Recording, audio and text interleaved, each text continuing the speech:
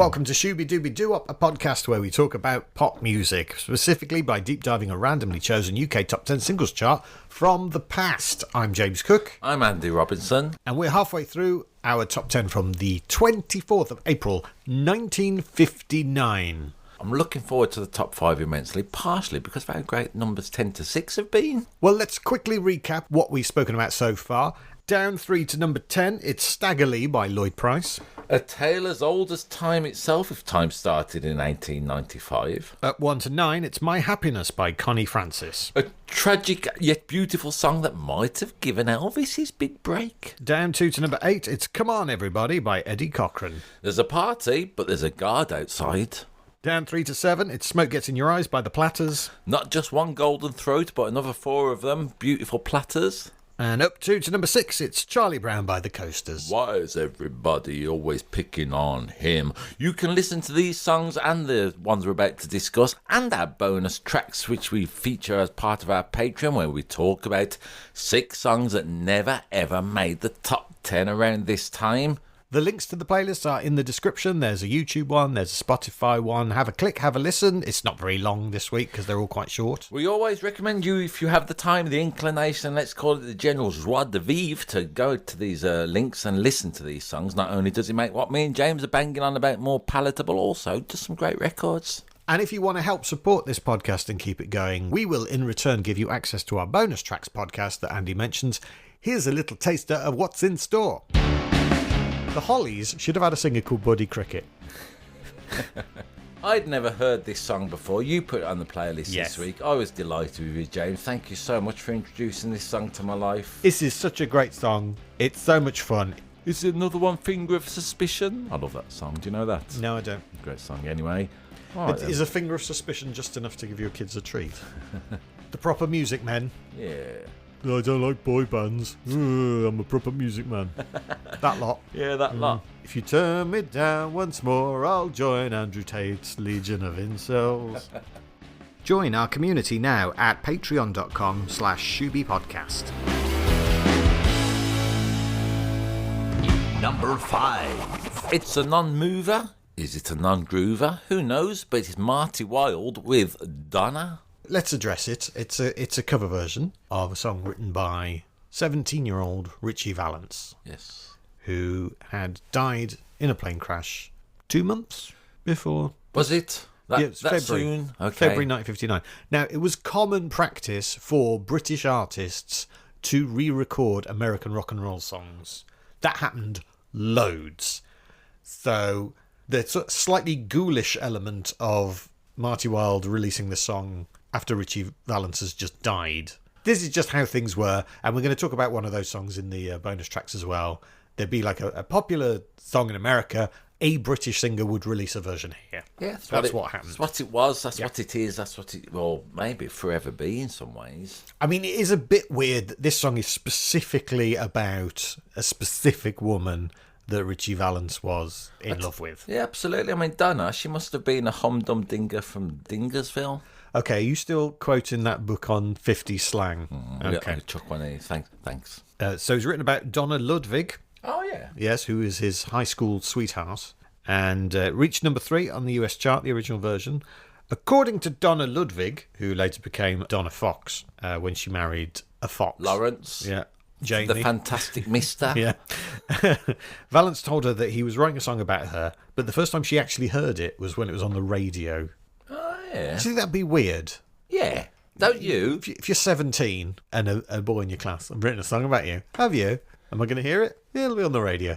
Now, I learned on the YouTube comments, James, which I might dig into, that this song was created whilst he was talking to Donna on the phone, which is a good little bit of songwriting. Do you think you could write a song while taking a phone call? Or... Well, then most of my songs would be about, no, I don't want to invest in your crypto scheme, you strange cold caller, which I don't think has got the universal... Oh, the guitar's coming.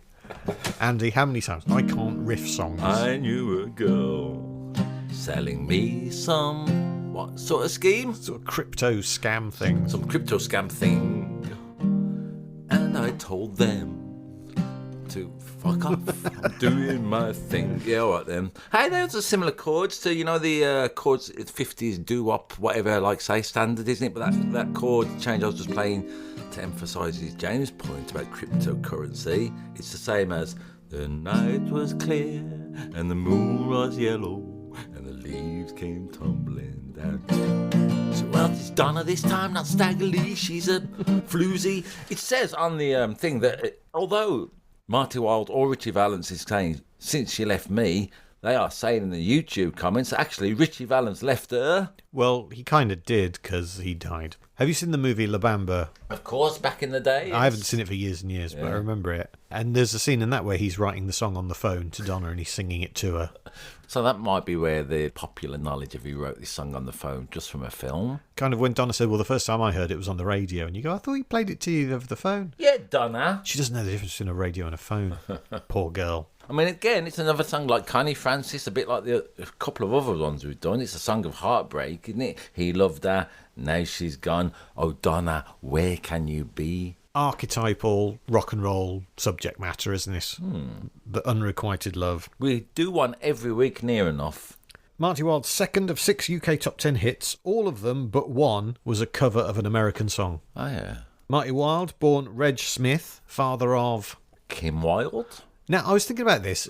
I mean, her name's Kim Smith, but she took his stage surname to be her stage surname. Yeah. And I was trying to think of other families where that's happened, where the parent has had a stage name and the kid has continued that stage name on. I get ya. The only one I could think of was Martin Sheen and Charlie Sheen. But even then, also Emilio Estevez is Martin Sheen's son, but he kept his original surname Estevez. I tried to get in touch with him, but I don't have his Emilio Estevez. What about that singer Sharon Milli Vanilli? She's good. He'd co-write a lot of Kim Wilde's hits.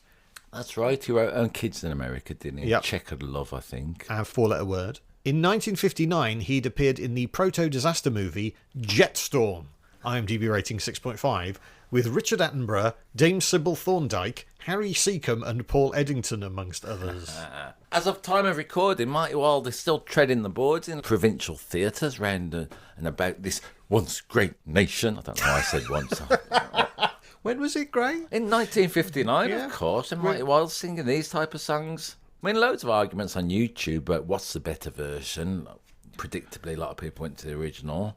You can listen to them both. We always like to point that out. Not on our Spotify playlist, so it's Marty Wilde's version. And he doesn't do something drastically different with the song, does No. he? He's not going, well, I'm putting my own unique spin on this. He's doing it's a straight cover. Yes, as this guy 8964 says, it's got good grammar, but it's bland.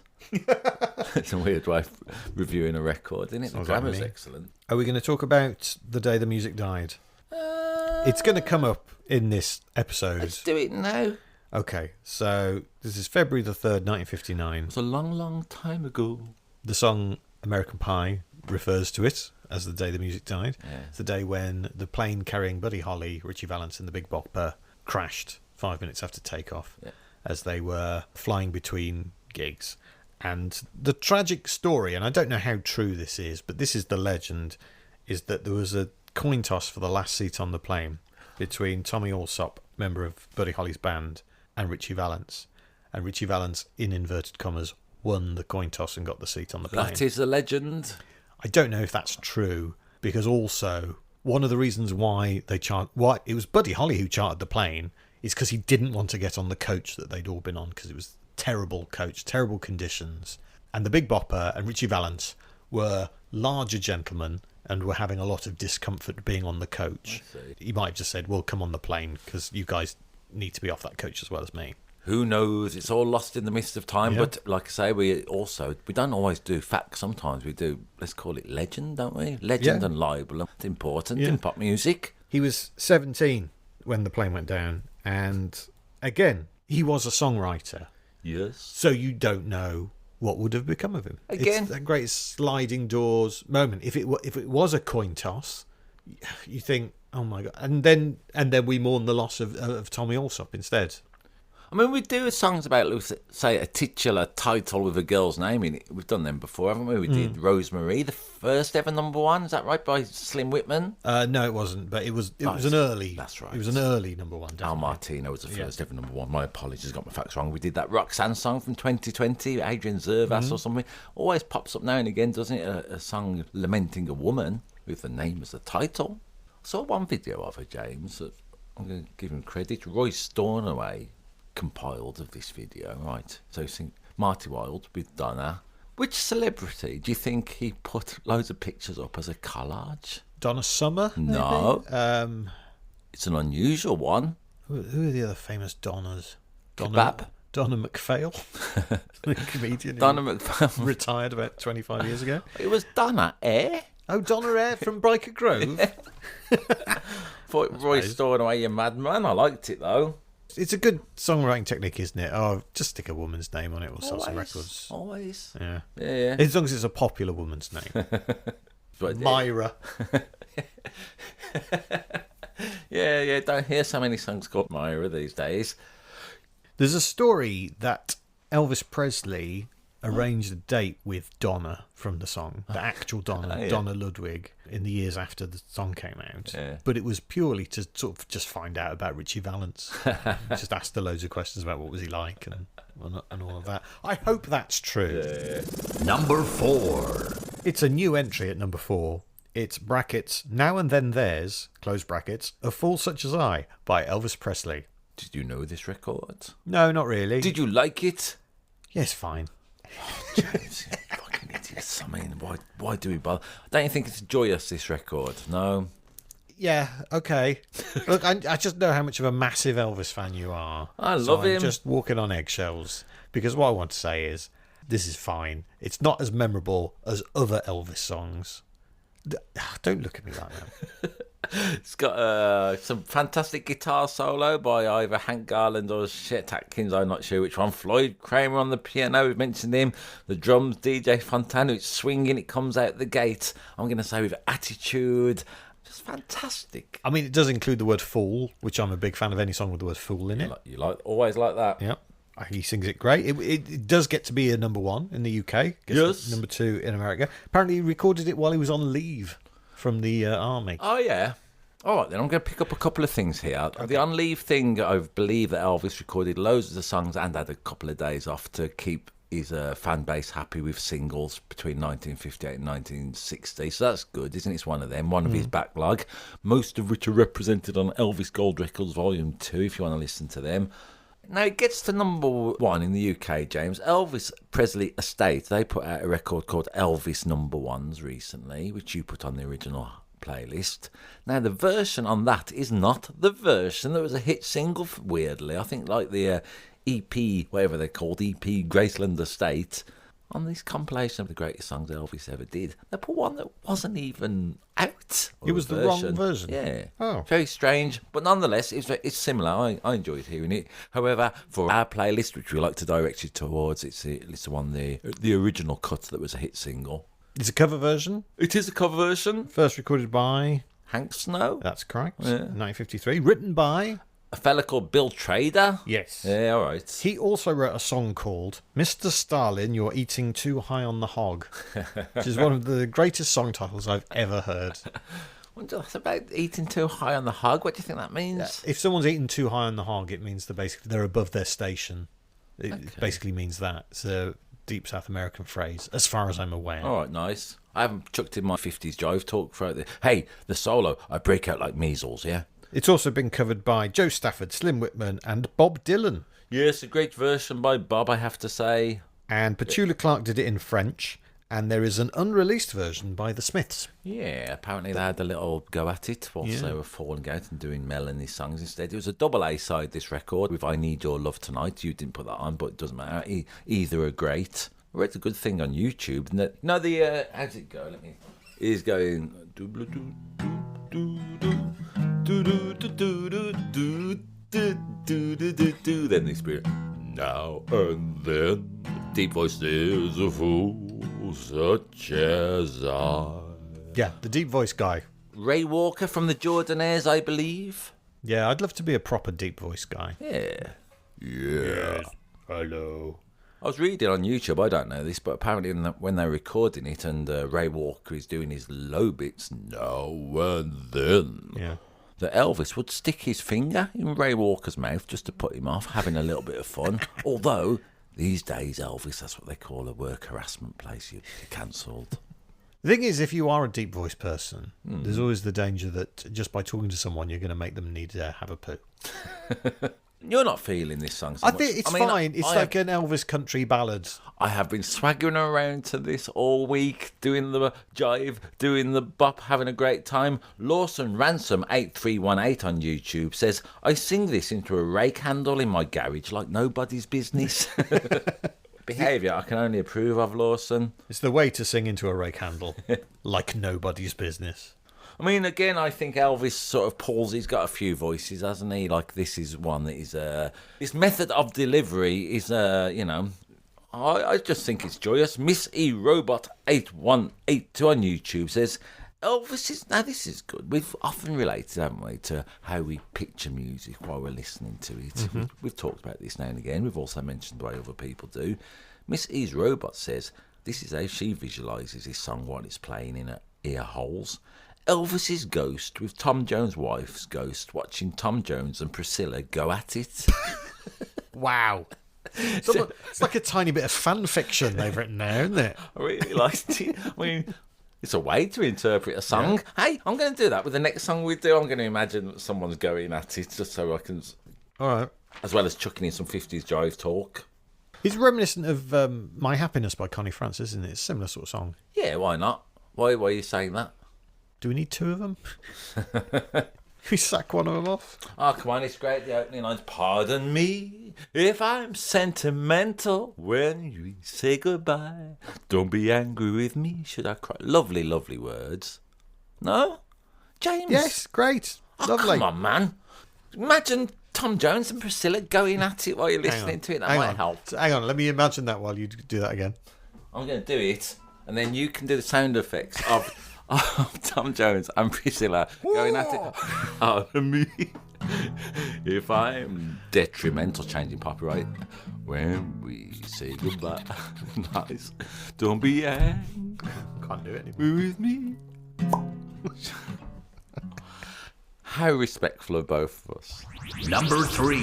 It's a non-mover. At number 3, it's only Chris Barber with Petite Fleur. Chris Barber's jazz band. Chris Barber's jazz band. My apologies to the jazz band. I forgot all about you, which seems weird since they make up the mainstay of this record. So this record has big walking around in a spy film vibes, in my opinion. Yeah? Yeah, it reminded me a bit, even though it doesn't really sound like it, but it reminded me of the theme from The Third Man. Yeah, okay. It's got that slightly European post-war feel. Something sinister's going on, and yet it's still a little bit jaunty. Absolutely. It sent me on a one-way ticket to Flipsville. Now, I'll try and demonstrate this song a little bit. It shifts and flows and goes everywhere. Pretty tricky as it turns out. The melody keeps changing. Do you know what I mean? When you think you've got the grasp of it at the beginning, it goes off somewhere else. I'm going to say it's quite challenging, this song. A bit like jazz. Yeah. Composed by Sidney Bechet, I read. Yes, a clarinetist from New Orleans. He'd moved to France in 1951. In the 20s, he'd been in prison for 11 months for accidentally shooting a woman. He'd actually meant to shoot a musician who'd insulted him, so that's fine. He's saying, Sidney Bechet never plays the wrong chord. He died in May 1959, so he lived just long enough to see this be a hit in the UK. In fact, it was a hit all over the world, especially in Sweden, where it was number 1 for 12 weeks. I always imagine Chris Barber and Humphrey Littleton's wife going at it all this place. Yeah, do you? Chris Barber, born Donald Barber in Welwyn Garden City. The clarinet on this track by Monty Sunshine. Which is a great name, isn't it? It is a great name. He was born Monty Sunshine. It's his actual name. Yeah? Yeah. I also read on YouTube he was a local weatherman, which seemed a little bit of a stretch for me, let's say, but nonetheless. Apparently had a flying circus. Who engineered this record? I don't know. Dun, dun, dun. If you go to YouTube comments, you occasionally learn a good thing. Not often, though, but in this case I did. Joe Meek. Oh, Joe Meek of Telstar fame. That's right, he engineered this song, so there we go. All part of the British musical explosion that was happening in the late 50s and early 60s. We get rid of some of the, let's call it the Yankee Doodles soon, don't we? The British charts. The Yankee Doodles? I'm stuck over. I'm just. You say about 15% of our listeners are in America. Just God bless you. We love you so much. After last week and this week, they're not None of listening them anymore. I know. I felt bad about last week. Last week, let's put in, we did a US chart, didn't we? At my insistence, and then for some reason, I turned very patriotic, didn't I? And parochial. I didn't mean it. This record made over £2.5 million, and Béchette wrote a letter of thanks to Monty Sunshine. Yeah. So thanks for putting it out there. Nice. Sunshine was paid his sideman's session fee. Ah, yeah, and he's such a big part of this record, as he's a guitarist, actually. He takes over a little bit, as I often do in jazz. Then now it's your turn to have a vamp and play up. That's a fella called Dick Bishop, I learned. Great guitar playing. Just imagined walking around, I don't know, Paris in the 50s. Yeah. Isn't it? Petite Fleur, of course, means little flower. Well done.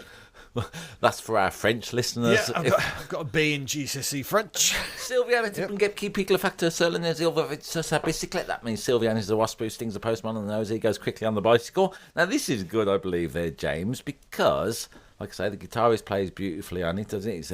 There's a version from Jules Holland fairly recently, let's say the last 20 years or so, that the Chris Barber Jazz Band are playing. That's beautiful. Well worth checking out if you're looking for YouTube interpretations of this song. But I like this comment. Sally Smith says she spent 60 years searching for this record and she finally found it through random chance. It's always hard to work out what an instrumental record is, isn't it? You can't tell that with a quick Google. No. How'd you go about finding out some instrumental record that's haunted you through the decades? I know exactly what you mean, because there was a piece of music that bothered me for 25 years that I couldn't remember. How does it go? I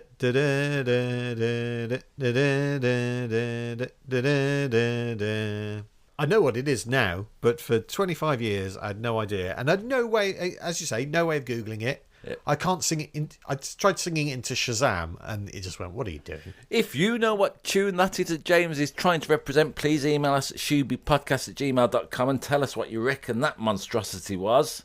Also, James, I was trying to work out, I put out a little quiz on our Facebook group for YouTube. Okay. And I said, who's playing guitar on this, yeah? Yeah. Put it out on our Facebook group and our other social media platforms. What did you name the...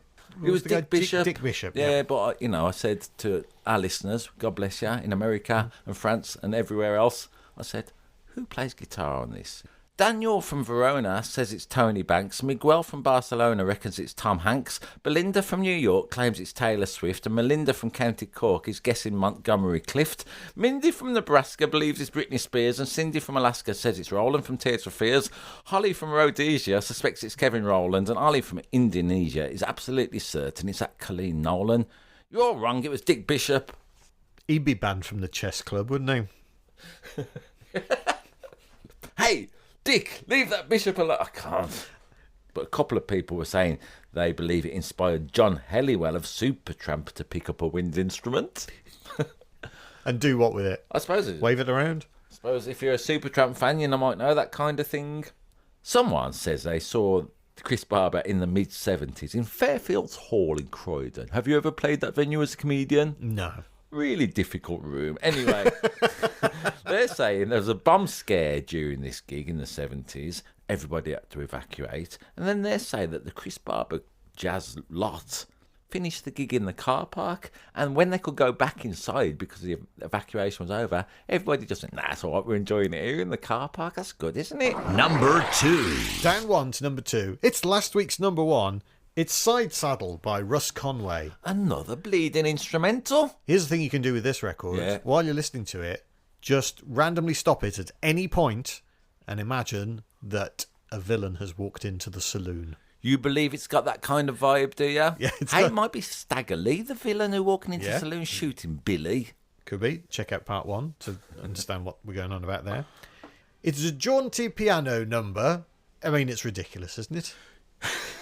Ridiculous. I mean, it's fun. I'm not saying it's not fun or good or interesting, but it is silly. It's weird, isn't it? I mean, I first listened to it and thought, oh, fuck this. Why do we do this podcast? I hate James for making me do this, etc. And then I thought this would be a simple little song. It's really tricky, this record, to play. I mean, Russ Conway, whoever he may be, we'll find out in a short while, but he plays an absolute blinder on this song. I'm going to give you a little clue, James, of the barroom saloon thing that you're maintaining. So I think we'll be all right for copyright on this one, because this is going to sound nothing like Russ Conway, the beautiful pianist, playing this. But it's You're playing it on a guitar and already. And also, I can't play it as well, but it's got that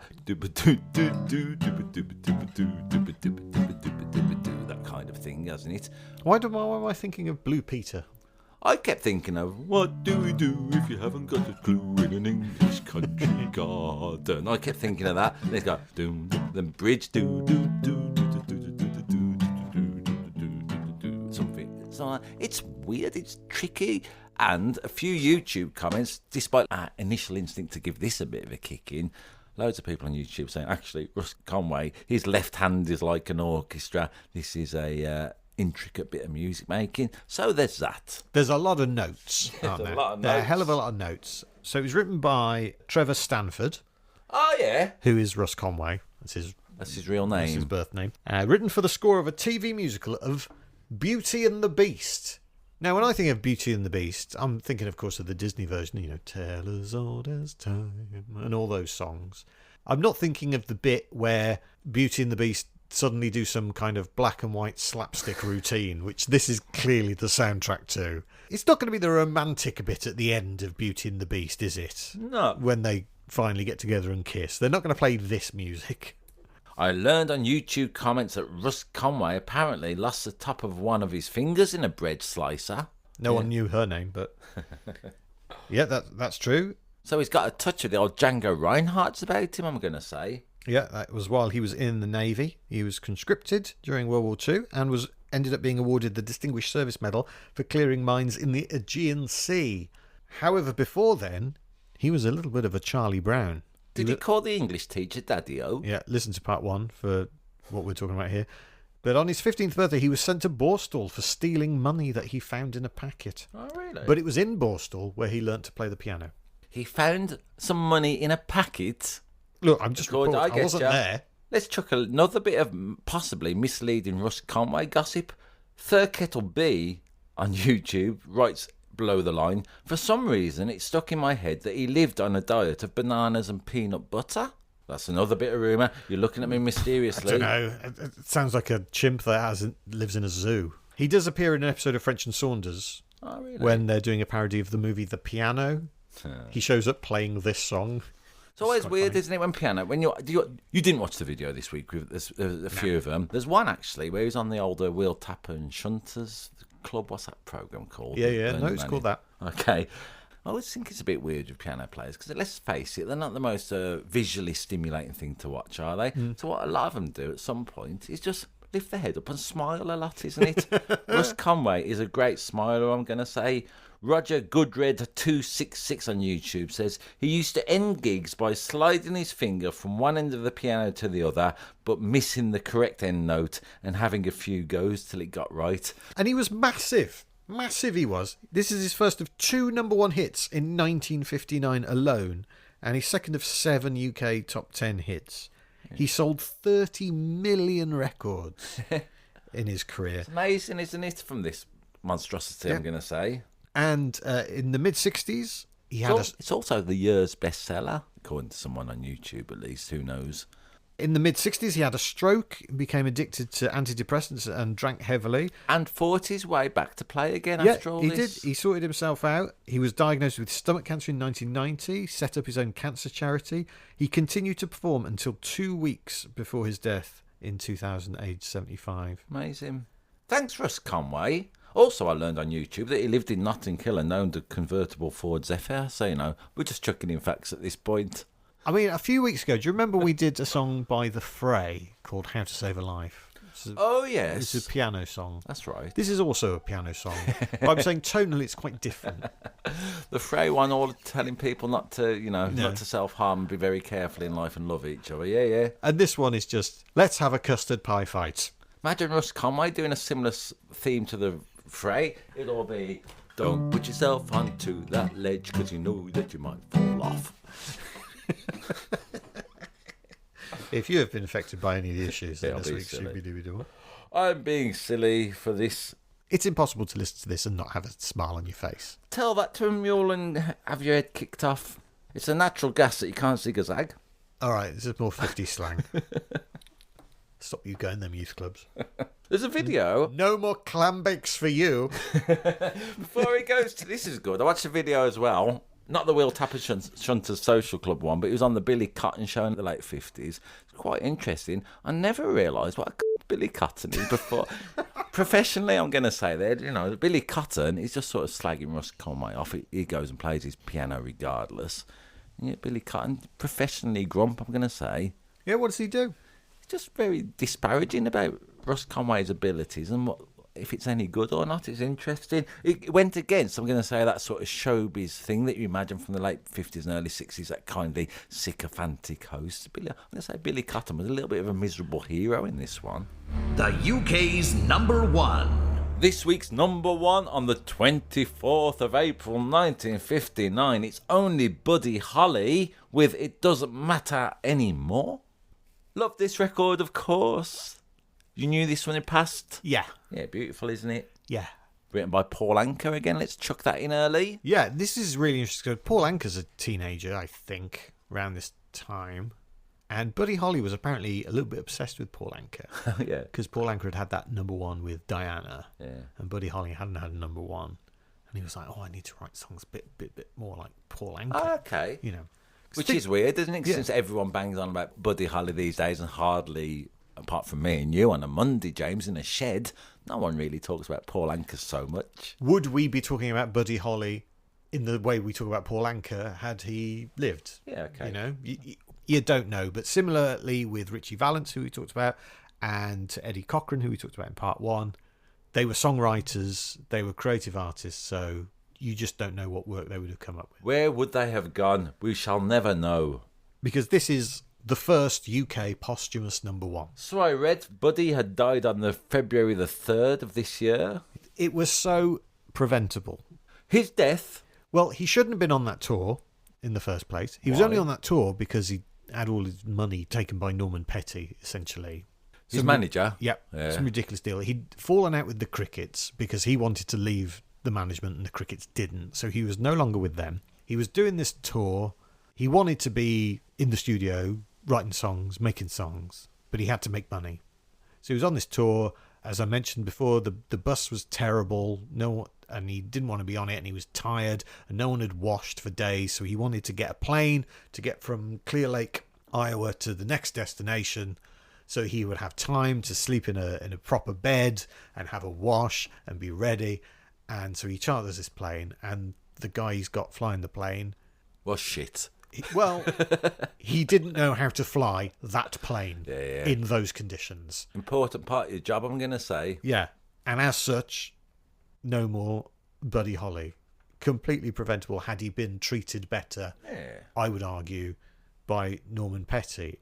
Paul Anka, to his credit, gave all the royalties to Buddy Holly's family. So I learned on the old Yeah. YouTube from this record, from this song, Paul Anka gave everything over to the Holly estate. Yeah, he said it is the least I can do. Very nice. Again, a double A side, Raining in My Heart was on the flip, I'm going to say. We chose this song because we can't keep going on about every song, can we? And both of them have such an ironic sense of fatalism because of what happened to him. It doesn't matter anymore. Do you think? And Raining in My Heart. Do you think? Yeah. It's unusual for Buddy Holly records because they've both got the strings on. So again, that would support the notion, what would these artists have gone on to achieve? They certainly would have employed more orchestras, let's say. Yeah, and he was kind of like the first rock and roll singer to do that. Yeah. To get a full string section in. Let's say that. If you know different, email us into shoobypodcast@gmail.com, but that certainly is a valid point for the charts, isn't it? I mean, I love this song. I've used it before in the past, James, when I've had breakups, let's say, emotional turmoil. I think it's got a great little spirit to this song, you know, partially just because of the charm of Buddy Holly. I've thrown away my nights, wasted all my days over you, all that kind of shit he does. So appealing. Particularly like that line, I've thrown away my nights and wasted all my days over you. I've certainly had that feeling on an exit of a relationship. As have some women, vice versa. My apologies. Yeah, you think they give a shit? No. Just No, kidding. no. Just kidding, of course. Yeah, so it's got good sentiment, I think, as a breakup song. It's not like Connie Francis and Elvis, is it? You know, with their misery. There's a little stoicism to this song, well worth digging into if you're interested. It's a bit like I'm Not in Love. Yeah. It's that sentiment. I see. Well, I don't think... It doesn't matter anymore. It doesn't matter. I think in this... I know what you mean. It's a country trick, isn't it, to sing about something that doesn't bother me anymore. She thinks I still care and all this type of thing. Yet the fact that you're singing about it would imply that you do care. But I think in this case, the Buddy Holly one, there is a little sense of, let's call it a liberation, of freedom. There's a version by Linda Ronstadt, which was a big hit in the American charts, of which I am fully respectful of these days. My apologies for last week. But... I think she makes it sound like it does matter when Linda Ronstadt sings. Yeah, but the Holly version, I feel, evades this dynamic. There have been 20 posthumous number ones. Oh, go on in then. the UK. Great. So, Otis Redding was one. So this doesn't include... Duck at the Bay. This doesn't include deceased artists who did not receive an explicit credit. Okay. We're going through them. We're going to do that game I like so much when you read the titles out and I say who it is, or am I going to try and guess? Otis Redding was one. Elvis was one, of course. Hang on. What? John Lennon was one. Hang on. What? One at a time. Otis Redding never had a UK number one. I thought Duck of the Bay got to number one. Nope. Okay. So he's not on the list. All right. Elvis has had 5, so he's like a quarter of the list. John Lennon has 3, so that's 8. You've got 8 of the 20. Okay. And Someone this like one, so you got it. Avicii, I bet, would he have one? Not Bring it Avicii. more modern. No, there is one from 2020 who we have spoken about on this podcast. Oh, what's his name? Go on. Juice WRLD. Okay, we spoke about him with Eminem duet. That's all right. I think this list is wrong. Read some fake news out. Who else are they saying? Jim Reeves, Okay. 1966, a distant room. Jimi Hendrix, Voodoo Child, Yeah. Jackie Wilson, With a Rite Petite. Yep. Which was, yeah, all right, much later. Freddie Mercury, Oh, yeah. Which one? Living on My Own. Okay. I get so lonely, lonely, lonely. I sing that to myself sometimes. Weird Alia. thing is, I don't live on my own, so I don't know. What? You do live on your own. I don't know who you can see in that flat. People are talking to me all the time. Hey, if you've been affected by any of these issues, we're not mocking it. I am a little bit. Go on. Aaliyah, More Than a Woman. Yeah. Well, we've had one Beatle, George Harrison. George Harrison. Or Paul McCartney, who famously died in a road accident course, in yeah. 1966. My Sweet Lord, Tupac, Oh, yeah. and the Notorious B.I.G. and Eva Cassidy. Okay. What a sad list to make, I'm going to say. None of those people would want to be on there, would they? No.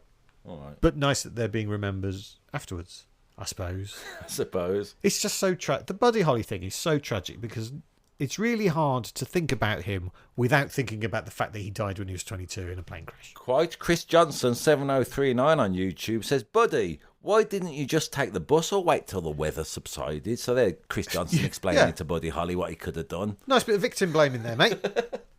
Well done. Hey, we mentioned Paul McCartney with his posthumous number one. He owns all of Buddy Holly's songs. I always like this notion that Paul McCartney bought it. I think he tried to get Buddy Holly Day going in the 70s, which didn't really catch on, I'm going to say, but it might have done in Lubbock, Texas or something. But I'm going to say the good people of Preston weren't really bothered by Buddy Holly Day. Nice try, though, Macca. I mean, I always think this is good about Buddy Holly. He was one of the first people I know to a jukebox musical when I was growing up. Late 80s and all that. There seemed to be a few Buddy Holly the musical shows knocking about, and they still lurk about to this Buddy, very day. isn't it? Yeah, It was in the West End for years and years it and years. still goes around and around. I watched a great version actually of one of these productions doing this song while I was looking at YouTube, which I'd give you a little nudge toward. A lot of fun that was. So, I mean, in many ways, James, this record is hotter than a $2 pistol. Well, there you have it. That's the top 10 from the 24th of April, 1959. What a great top 10 that was. It's really good. Heartily recommend you listening to Yeah. it if you don't already know it. If you've come this far, definitely take half an hour. It's less than half an hour. Listen to those 10 songs. There's plenty there. What are your standouts? Which one are you going to go for? Well, obviously, Elvis will always have a place in my heart. I am going to say Buddy Holly, Eddie Cochran, all these people. But as Platters, I've loved that phrase. I'm going to go, James, mainly just for, let's call it a little bit of nonsense. I'm going to go for, because I didn't know it, Russ Conway? Yeah, why not? Why not? Why not indeed. Didn't know that one. And like I say, it confused me, discombobulated me, and left me slightly reeling, trying to work it out. Well done, Russ Conway, for your complexity. Yeah, I love. What was yours? Love Come On Everybody. Love Smoke Gets in Your Eyes, and have done for ages. But I hadn't really listened to Stagger Lee by Lloyd Price, and I ended up doing far too much research into that one song. So I'm going to say Stagger Lee. They're all great. Listen to them as we say on Spotify and our YouTube playlist. Hey, rate, share, subscribe, follow, shout out the window. Tell your friends maybe that this podcast is happening if they're going to be that way inclined. You know, I don't know where that would be. Prison or mental asylums, I guess. Rates and reviews, they really help us. They basically trick the algorithm into showing us to people who'd be into this kind of thing. And those are the people we want to find. So anything you can do to help us do that is really appreciated. Yeah, please review us. As I say, it would help, wouldn't it? Yeah. It would help our cause, whatever that cause is. Bell ends with a cause, we are. Yeah. Since we're talking 50s. If you want to help this podcast continue and help support us, and you can, then go to Patreon and become a Patreon backer. You'll get access to our bonus tracks podcast, which are always a lot of fun, a bit more loose and too hot for TV. But if you can't, then please leave us a review. You can join the Patreon community, by the way. That's free. Yeah, you can just free, as you say, like the Patreon episodes. Well, you know what we're saying. Rate, share, subscribe, follow. Thank you very much for listening. Tell that to a mule and he'll kick your head off and shooby dooby doo up. Bop bop shoo up.